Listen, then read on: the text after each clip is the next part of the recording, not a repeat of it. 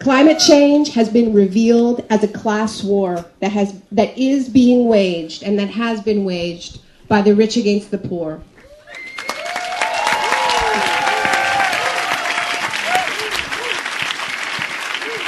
The facts are dead simple. The facts are dead simple. We know what caused the climate crisis. It's greenhouse gas emissions. We know where they were produced. 75 to 80% of them were produced in the rich world by 20% of the world's population. That's you, that's me in Canada, that's the whole EU. We created the emissions that are warming this planet to catastrophic levels. The problem is that out of some cruel geographic irony, the effects of our emissions are overwhelmingly being felt in those countries that did the absolute least to produce this crisis. And here's the catch. We know the truth, we've read the science, and we refuse to change our behavior. So there is a very angry, a righteous anger that is emerging from the global south. And it has a voice here in Copenhagen.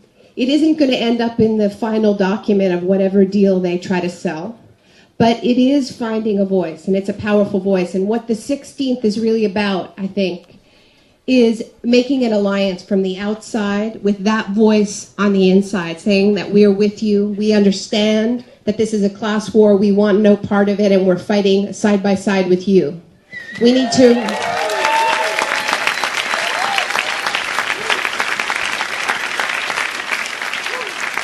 We owe a debt. We in the rich world owe a debt that we will never repay. We'll never be able to repay, because unlike the way this is covered in the media, as if it's just poor countries asking for money, it's not about money. You can't repair the loss of life, of nature, of biodiversity.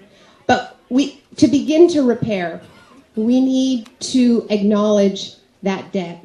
And what's important about the discourse that's so powerful coming from the global south right now about climate debt is that we know that economic debt is a tool of domination and enforcement. It's how our governments enforce their neoliberal capitalist policies around the world.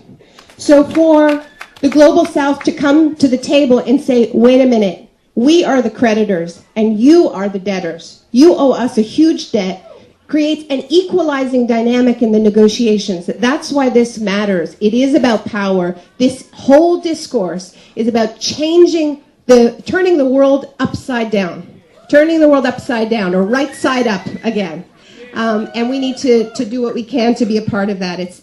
I feel it's really an exciting moment.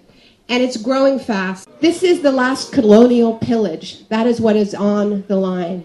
And the great irony is that the people who are once again not only least responsible for the crisis, but are also living most in harmony with nature and have a huge amount to teach us, are not only not being helped by these deals, but these deals are threatening their ways of life. They're being pushed off of their lands, cut off from their resources.